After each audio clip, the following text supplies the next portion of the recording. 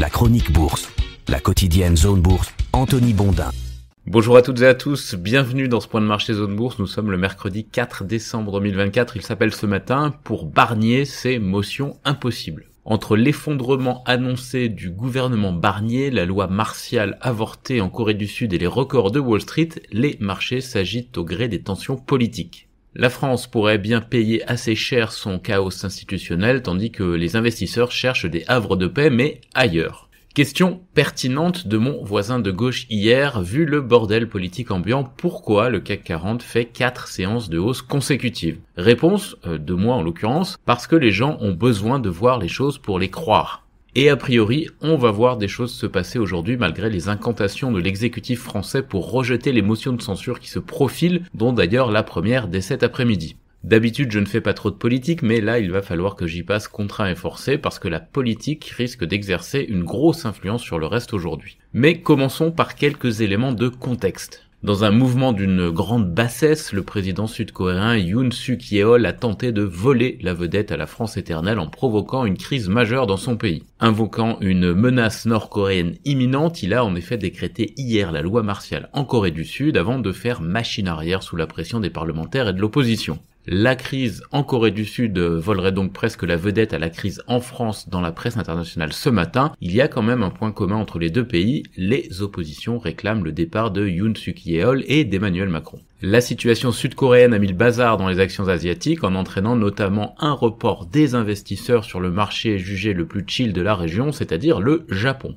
Il faut quand même souligner que quelques heures après ces événements, le mouvement n'est plus si prononcé sur les marchés puisque Séoul perd du terrain, mais 1,5%. Les indices locaux avaient baissé nettement plus au début de la séance. Il est donc fort probable que la France revienne sur le devant de la scène et assez vite, évidemment, puisque le gouvernement Barnier devrait tomber dans la journée en laissant un champ de ruines politique. Les plus taquins répliqueront que c'est déjà un champ de ruines politique et ils auront probablement raison. Allez Michel, rentre nous retrouver en Savoie, on va te consoler avec un petit génépi dont tu me diras des nouvelles. La suite est du domaine de l'incertitude totale ou presque en France, ce qui constitue la configuration honnie par les milieux financiers évidemment. Pour les actifs financiers, la chute de la maison Barnier signifie que les actions très corrélées à l'économie française risquent de souffrir. On a en première ligne la banque et les assureurs comme BNP Paribas, Société Générale ou AXA, mais on a aussi des groupes de concessionnaires comme FH, Vinci ou Aéroports de Paris et de services collectifs comme Veolia et Engie qui sont aussi concernés. On a aussi vu souffrir dernièrement des entreprises qui réalisent une part importante de leurs revenus dans l'Hexagone, c'est le cas notamment de Carrefour ou de SPI. Ça c'était pour les actions. Sur le front du crédit, le coût d'emprunt de la France va probablement croître et l'écart avec d'autres économies plus stables et ou plus solides va s'accentuer. Et comme le budget risque d'être reconduit sans les économies, il va falloir emprunter et emprunter à un taux plus élevé.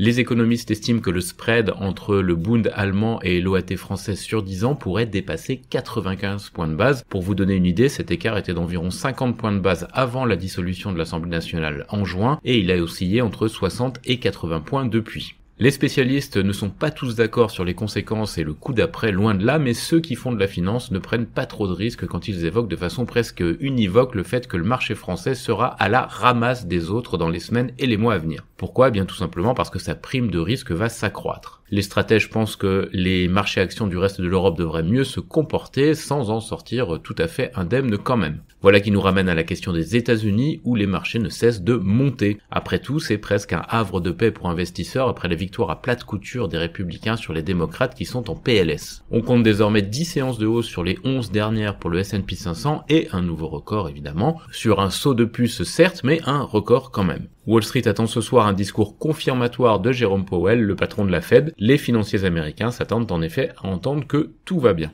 Du côté de la Chine, la Banque centrale a fixé un taux de référence quotidien bien plus élevé que prévu pour le yuan ce matin, histoire de créer un sursaut après le plus bas d'un an touché hier par la devise face au dollar. En parallèle, le bureau d'études Caixin a annoncé que l'indicateur PMI des services de novembre a perdu de la vigueur alors que les économistes espéraient une accélération, et ça c'est une mauvaise nouvelle, une de plus pour la reprise chinoise. Côté Asie-Pacifique ce matin, après le bazar de début de séance en Corée du Sud, eh bien la situation s'est plus ou moins normalisée. Le Japon gagne 0,2% en fin de parcours, pendant que la Chine hésite en légère hausse à Hong Kong et en légère baisse à Shanghai. La Corée du Sud a donc réduit ses pertes à 1,5% en fin de parcours, alors que l'opposition demande la destitution du président. Du côté de l'Inde et de Taïwan, on était en hausse de 0,5% à l'abri du tumulte franco-coréen. Enfin, l'Australie perd 0,4% à cause de son secteur financier et immobilier. Les indicateurs avanciés occidentaux, eh bien, ils sont encore bien haussiers aux États-Unis. Apparemment, rien n'arrête Wall Street, tandis que du côté de l'Europe, on est plutôt sur une légère baisse en préouverture.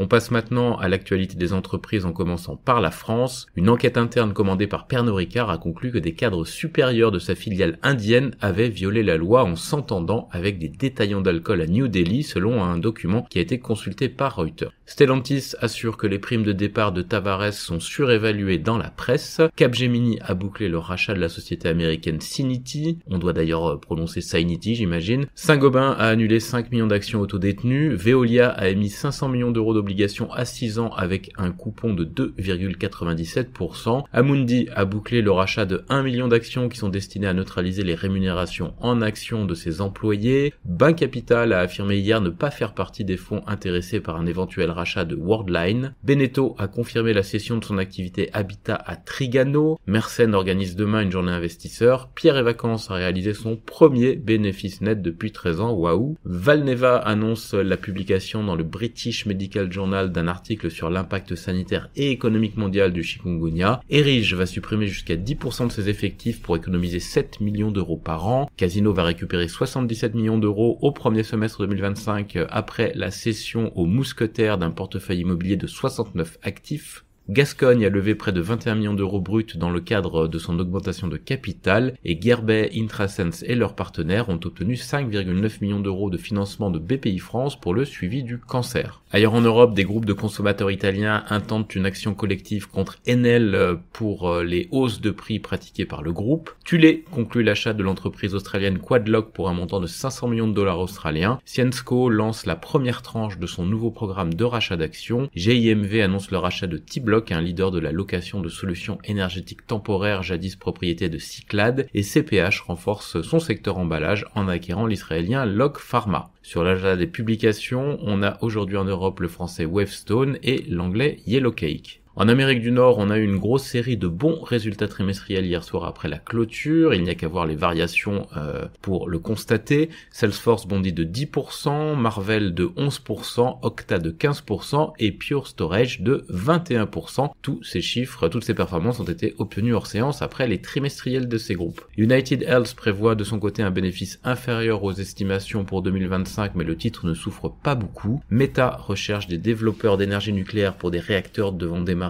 au début de 2030. AWS, la filiale d'Amazon, a présenté de nouveaux serveurs d'intelligence artificielle et annonce qu'Apple utilisera ses propres puces. Campbell Soup n'atteint pas ses prévisions de vente et nomme un interne, Mick Beekhuizen, au poste de CEO. Mastercard a accepté provisoirement de régler une action collective alléguant que la société a facturé des frais excessifs à des consommateurs britanniques. Sur l'agenda des publications en Amérique du Nord, on a aujourd'hui Costco, Royal Bank of Canada, Synopsys, Dollarama, National Bank of Canada, Dollar Tree, Chewy ou encore Campbell. Dans le reste du monde, le groupe de distribution japonais Seven & I pourrait faire entrer en bourse sa filiale US dans le cadre du rachat des autres actifs par le management selon les infos de Bloomberg. Rio Tinto développe conjointement avec Sumitomo Metal Mining un projet cuivre-or en Australie et le groupe australien ANZ Group fait l'objet d'une enquête du gendarme boursier local pour avoir négocié illégalement des obligations d'État et fourni des données inexactes sur ces titres. C'est terminé pour ce matin, je vous souhaite une bonne journée à tous et à tous.